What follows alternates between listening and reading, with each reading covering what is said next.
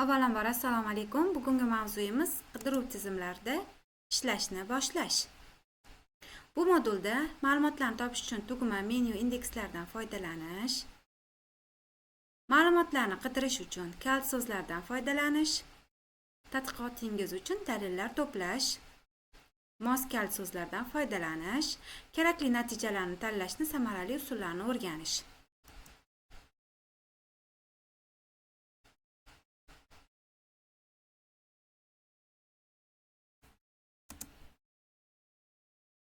Shu bilan birga web brauzerlar va qidirish tizimlari nima ekani, ular orasidagi farqlar, ma'lumotlarni qidirish uchun savol va kalish so'zlardan foydalanish, qidirish tizimidan foydalanganda xavfsizlik ta'minlash, amalga oshirilayotgan tadqiqot uchun dalillar to'plash ko'nikmalariga ega bo'lasiz. Bugungi mavzuni boshlashdan avval qidirish tizimi haqida ma'lumotga va qidirish tizimidan foydalanish ko'nikmasiga ega ekanligingizni sizni ushbu darsga oid bilim olishingiz uchun xizmat qiladi. Butun jahon internet tarmog'i 3W da ma'lumotlarni qidirish, yangi va qiziqarli mavzularni o'rganish zavqli jarayondir. Internetda ishlayotganda har doim ehtiyot bo'ling. Bu qidirish tizimi orqali siz bir qancha ma'lumotlarga ega bo'lishingiz mumkin. Bu qidirish tizimidan juda ham ko'pchiligingiz foydalangan bo'lishingiz kerak. Qiziqarli faktlar, dunyodagi bo'layotgan yangiliklar, kerakli foydali maslahatlar yoki bo'lmasa fanga oid bir mavzularga oid ma'lumotlar, turli xil yurtimizda bo'layotgan islohotlar, yangiliklar hammasi haqida shu qidiruv tizimi orqali ma'lumotga ega bo'lish mumkin. Qidiruv tizimi ikki xil usulda, web brauzer va qidirish sayti orqali, qidiruv tizimi orqali amalga oshiriladi. Bunda o'sha kerakli bo'lgan ma'lumotlarni qidirish mumkin. Bu qidiruv tizimi haqida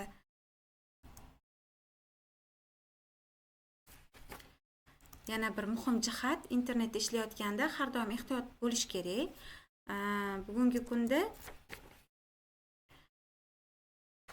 Bugungi kunda o'sha butun jahon internet tarmog'i qiziqarli hamda ko'ngilochar sahifalarga boy, shuningdek undan foydalanishda ayrim xavflarga duch kelish mumkin. Internetdan foydalanayotganda albatta xavfni oldini olish, xavfni bilish hamda xavfsizlikni ta'minlash kerak. Barcha qidirish natijalari ishonchli bo'lmasligi mumkin. Shuning uchun mashhur va ishonchli saytlarning linklariga kirish,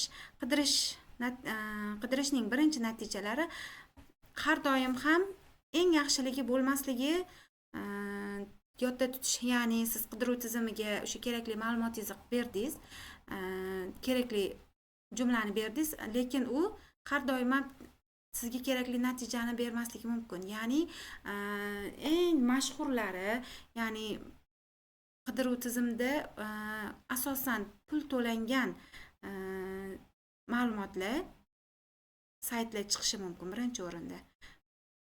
Shuning uchun izlanishda davom ettirish kerak, qidirish kerak. Mabodo siz bir xavfli holatni sezib qoldingiz, biron bir link orqali yoki bir qidiruv tizimi orqali qanaqadir bir xavfli jarayon sezib qolsangiz, buni albatta o'qituvchingizga ayting. Xavfni bartaraf etadi. Xo'p, endi darsimiz asosiy tushunchalari haqida to'xtaladigan bo'lsak, ma'lumotlar biror narsa yoki shaxs haqida o'rganish mumkin bo'lgan faktlar. Butun jahon internet tarmog'i, ya'ni 3W internet orqali kirish mumkin bo'lgan web sahifalar to'plami. Web brauzer web sahifalarni topib ochuvchi, tarjima qiluvchi va ko'rsatuvchi dasturiy ta'minotning bir qismi. Qidirish tizimi butun jahon internet tarmog'idagi web saytlarning yirik ma'lumotlar bazasidan qidirish dasturi. Qidirish natijalari qidirish tizimi tomonidan topilgan sahifalarga linklar ro'yxati. Elektron xavfsizlik internetdan foydalanayotganda onlayn xavfsizlik qoidalariga rioya etish. Siz hozir darsimizning asosiy tushunchalari bilan tanishdingiz. Bu darsda o'rganganlaringizni mustahkamlash maqsadida bir nechta savollarga javob berib ko'ring. Mavzu yuzasidan berilgan savollarga javob bering. Internet orqali kirish mumkin bo'lgan veb sahifalar to'plami qanday nomlanadi?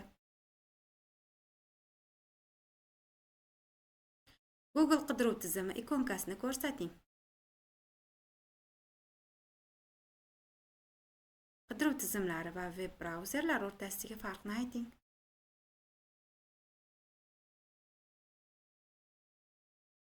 Bugungi mavzuga oid bo'lgan ma'lumotlarimiz shulardan iborat edi. E'tiboringiz uchun rahmat.